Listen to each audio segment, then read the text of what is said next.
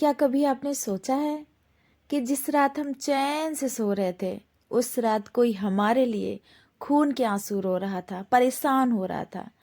चलिए चलते हैं उस गत्समनी के बगीचे में, जहां प्यार ने मौत को गले लगाया था। धोखा तो सबने ही खाया होता है किसी ना किसी तरीके से, पर एक दोस्त के हाथों से चूम कर पकड़वाए जाने का दर्द कैसा होता है, वो सिर्फ यीशु मसीह को पता है। आइए आज मत्ती 26 के उन वचनों को महसूस करते हैं जहां यीशु अकेले खड़े थे, सिर्फ आपके लिए और मेरे लिए, क्योंकि परमेश्वर ने प्रेम किया था हमसे और आपसे।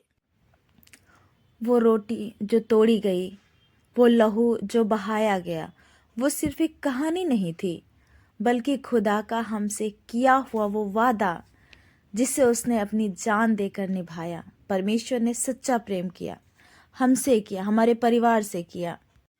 तो चलिए हम शुरू करते हैं हमारे साथ निकालने मत्ती की पुस्तक 26 अध्याय का 26 वचन से। Welcome back to my channel. मैं सरिता मसीह आप सभी का स्वागत करती हूँ हमारे चैनल पर। आज की बाइबल रीडिंग जो एक साल में बाइबल कंप्लीट करने की सीरीज में आज है 43 दिन, 43वां दिन है। तो इसमें आज हम पढ़ेंगे मत्ती की पुस्तक 26 अध्याय का 26 से 56 और लय व्यवस्था की पुस्तक 13 अध्याय। प्रभु भोज। जब वे खा रहे थे तो यीशु ने रोटी ली और आशीष मांगकर तोड़ी और चेलों को देकर कहा, लो खाओ, यह मेरी देह है।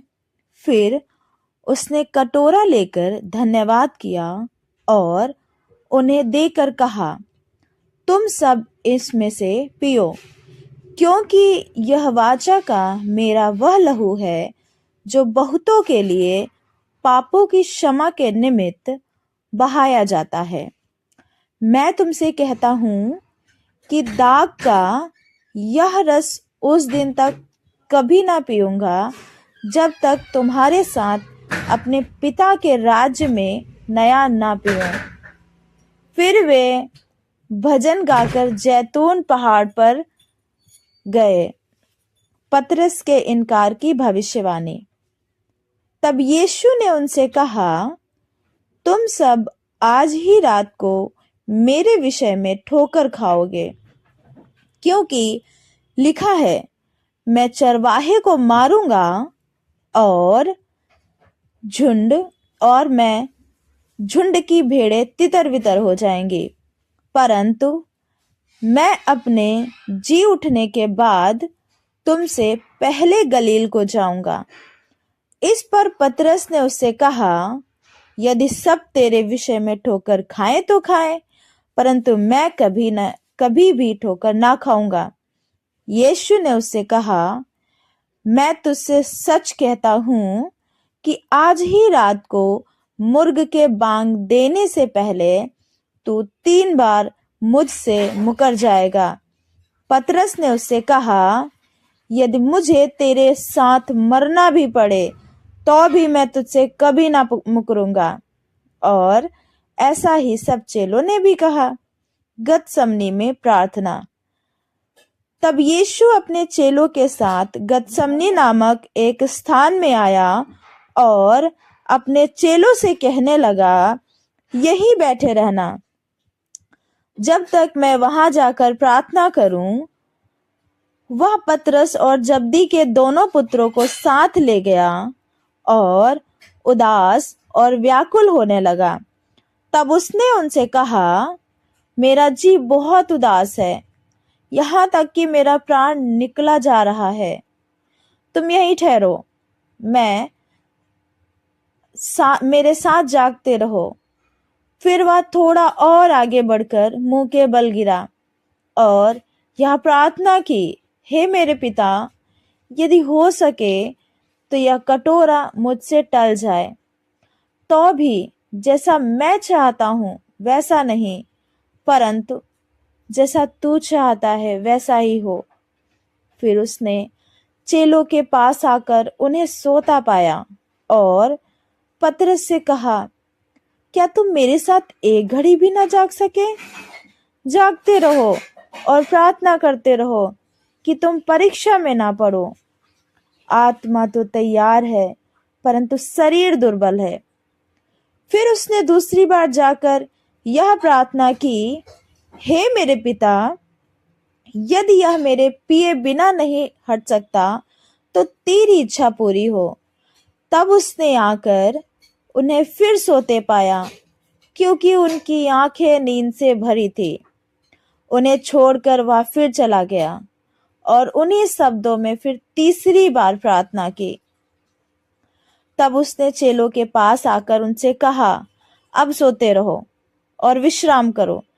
देखो, घड़ी आ पहुंची है और मनुष्य का पुत्र पापियों के हाथ पकड़वाया जाता है। उठो, चलें, देखो मेरा पकड़वाने वाला निकट आ पहुंचा है। यीशु का धोखे से पकड़वाया जाना।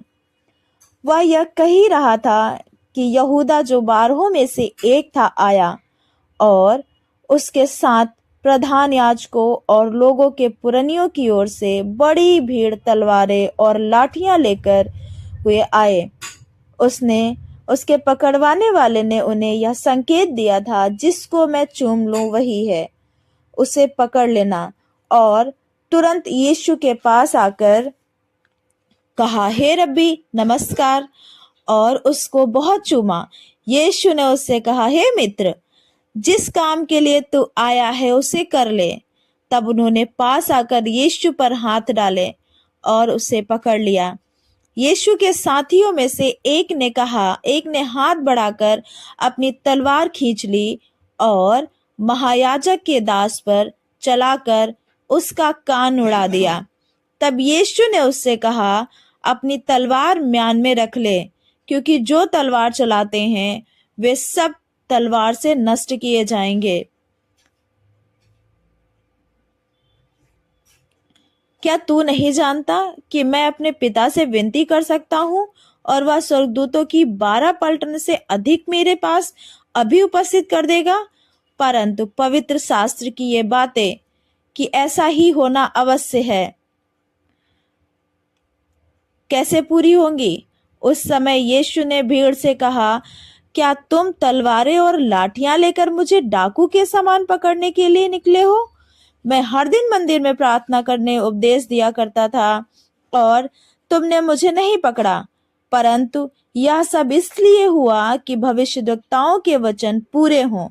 तब सब चेले उसे छोड़कर भाग गए। कुष्ठ रोगी से संबंधित नियम। फिर यहोवा ने मूसा और हारून से कहा, जब किसी मनुष्य के शरीर के चर्म में सूजन या पपड़ी या दाग हो और इसके चर्म में कोढ़ की व्याधि सा कुछ दिखाई पड़े, तो उसे हारून याजक के पास या उसके वस्त्र जो याजक है उनमें से किसी के पास ले जाए। जब याजक उसके चर्म की व्याधि को देखे और यदि उस व्याधि के स्थान के रोएं उजले हो गए हों और व्याधि चर्म से गहरी दिखाई पड़े, तो वह जान ले कि कोढ़ की व्याधि है और याजक उस मनुष्य को देखकर उसकी अशुद्ध ठहराए। पर यदि वह दाग उसके चर्म में उजला तो हो, परंतु चर्म से गहरा न देख पड़े और न वहां के रोएं उजले हो गए हों, तो याजक उसको 7 दिन तक बंद कर रखे और 7वें दिन याजक उसको देखे, और यदि वह व्याधि जैसी की तैसी बनी रहे और उसके चर्म में न फैली हो, तो याजक उसको और भी 7 दिन तक बंद कर रखे, और 7वें दिन याजक उसको फिर देखे, और यदि देख पड़े कि व्याधि की चमक कम है और व्याधि चर्म पर फैली ना हो, तो याजक उसको शुद्ध ठहराए, क्योंकि उसके तो चर्म में पपड़ी है, और वह अपने वस्त्र धोकर शुद्ध हो जाए।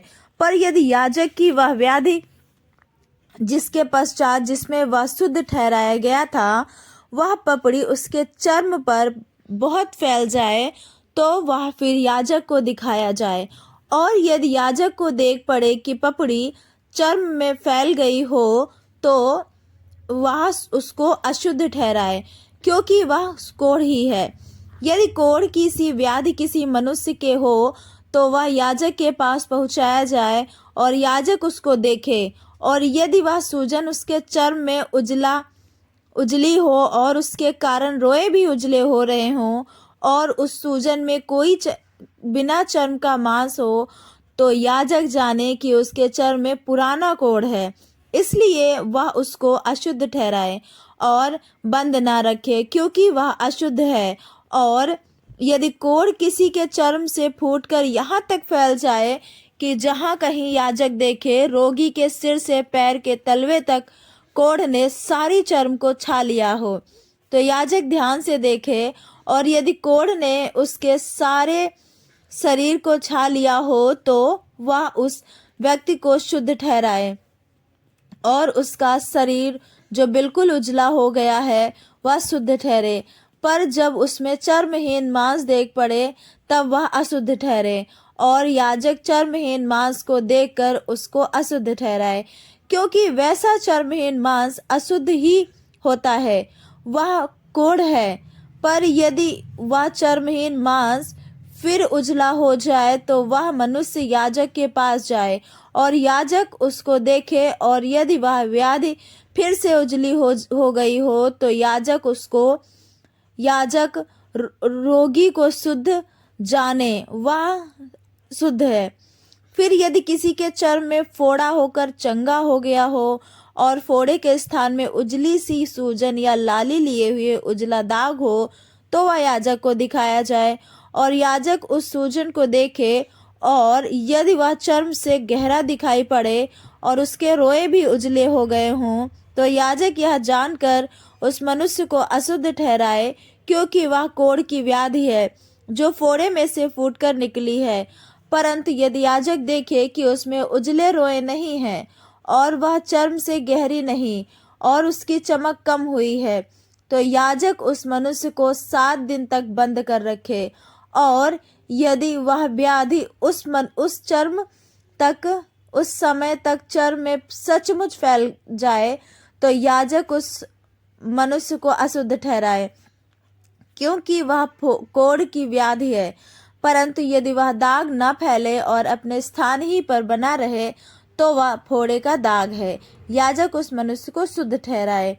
फिर यदि किसी के चर्म में जलने का घाव हो और उस जलने के घाव में चर्महीन दाग लाली लिए हुए उजला ही हो जाए, तो याजक उसको देखे, और यदि उस दाग में के रोए उजले हो गए हों और वह चर्म से गहरा दिखाई पड़े, तो वह कोढ़ है जो उस जलने के दाग में से फूट निकला है। याजक उस मनुष्य को अशुद्ध ठहराए, क्योंकि उसमें कोढ़ की व्याधि है।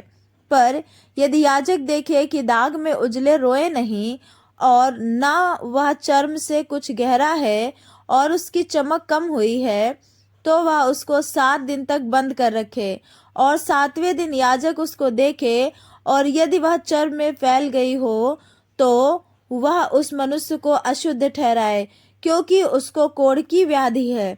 परंतु यदि वह दाग चर्म में नहीं फैला और अपने स्थान ही पर जहाँ का तहाँ बना हो और उसकी चमक कम हुई हो, तो वह जल जाने के कारण सूजा हुआ है, याजक उस मनुष्य को शुद्ध ठहराए, क्योंकि वह दाग जल जाने के कारण से है। फिर यदि किसी पुरुष या स्त्री के सिर पर या पुरुष की दाढ़ी में व्याधि हो, तो याजक व्याधि को देखे, यदि वह चर्म से गहरी देख पड़े और उसमें भूरे भूरे पतले बाल हों, तो याजक उस मनुष्य को अशुद्ध ठहराए। वह व्याधि सेहुआ अर्थात सिर या दाढ़ी का कोढ़ है। और यदि याजक सेहुए की व्याधि को देखे कि वह चर्म से गहरी नहीं है और उसमें काले काले बाल नहीं हैं, तो वह सेहुए के रोगी को 7 दिन तक बंद कर रखे, और 7वें दिन याजक व्याधि को देखे।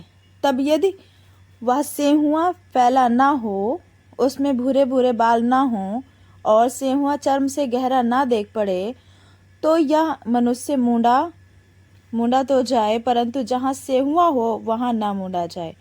और याजक उस सेहुए वाले को और भी 7 दिन तक बंद करे, और 7वें दिन याजक सेहुए को देखे, और यदि वह सेहुआ चर्म में फैला ना हो और चर्म से गहरा न देख पड़े, तो याजक उस मनुष्य को शुद्ध ठहराए और वह अपने वस्त्र धो के शुद्ध ठहरे। पर यदि उसके शुद्ध ठहरने के पश्चात से वह चर्म में कुछ भी फैले, तो याजक उसको देखे, और यदि वह चर्म में फैला हो तो याजक भूरे बाल ना ढूंढे, क्योंकि वह मनुष्य अशुद्ध है। परंतु यदि उसकी दृष्टि में वह सेंहुआ जैसे का तैसा बना हो और उसमें काले काले बाल जमे हों, तो वह जाने कि सेंहुआ चंगा हो गया है और वह मनुष्य शुद्ध है। याजक उसको शुद्ध ही ठहराए।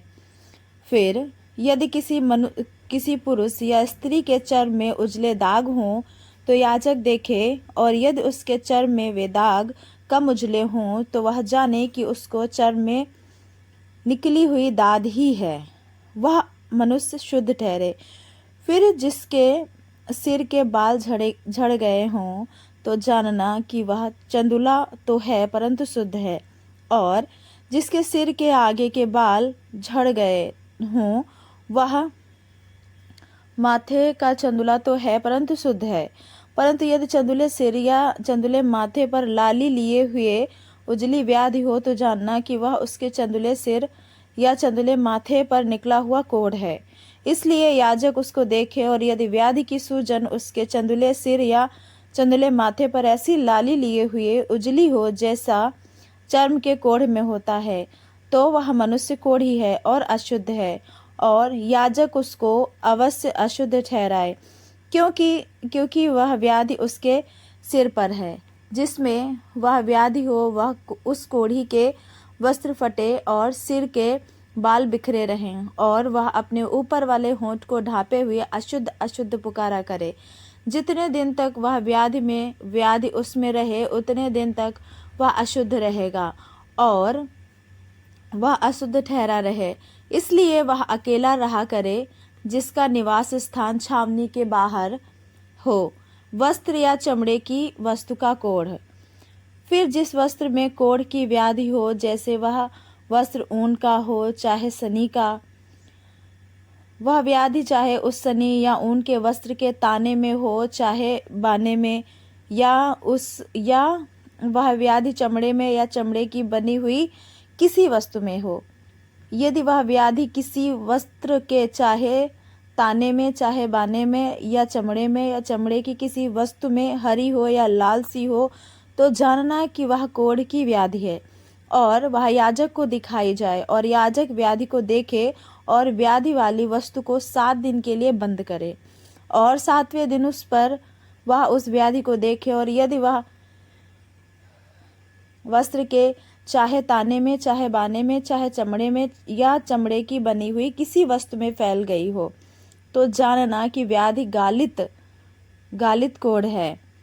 इसलिए वह वस्तु चाहे कैसी ही काम में क्यों न आती हो, तो भी अशुद्ध ठहरेगी। वह उस वस्त्र को जिसके ताने या बाने में वह व्याधि हो, चाहे वह ऊन का हो चाहे सनी का या चमड़े की वस्तु हो, उसको जला दे। वह व्याधि गलित कोढ़ की है, वह वस्तु आग में जलाई जाए। यदि याजक देखे कि वह व्याधि उस वस्त्र के ताने या बाने में या चमड़े की उस वस्तु में नहीं फैली, तो जिस वस्तु में व्याधि हो उसके धोने की आज्ञा दे। तब उसे और भी 7 दिन तक बंद कर रखे, और उसके धोने के बाद याजक उसको देखे, और यदि व्याधि का ना तो रंग बदला हो और ना व्याधि फैली हो, तो जानना कि वह अशुद्ध है, और उसे आग में जलाना, क्योंकि चाहे वह व्याधि भीतर चाहे भी ऊपरी हो, तो भी वह खा जाने वाली व्याधि है। पर यदि याजक देखे कि उसके धोने के पश्चात व्याधि की चमक कम हो गई, तो वह उसको वस्त्र के चाहे ताने चाहे बाने में से या चमड़े में से फाड़ के निकाले, और यदि वह व्याधि तब भी उस वस्त्र के ताने या बाने में या चमड़े की उस वस्तु में दिखाई पड़े, तो जानना कि वह फूट के निकली हुई व्याधि है, और जिसमें वह व्याधि हो उसे आग में जलाना। यदि उस वस्त्र से जिसके ताने या बाने में व्याधि हो या चमड़े की जो वस्तु हो उससे जब धोई जाए और व्याधि जाती रहे, तो वह दूसरी बार धुलकर शुद्ध ठहरे। ऊन या सनी के वस्त्र में के ताने या बाने में या चमड़े की किसी वस्तु में जो कोढ़ की व्याधि हो, उसके शुद्ध और अशुद्ध ठहराने की यही अवस्था है। आमीन।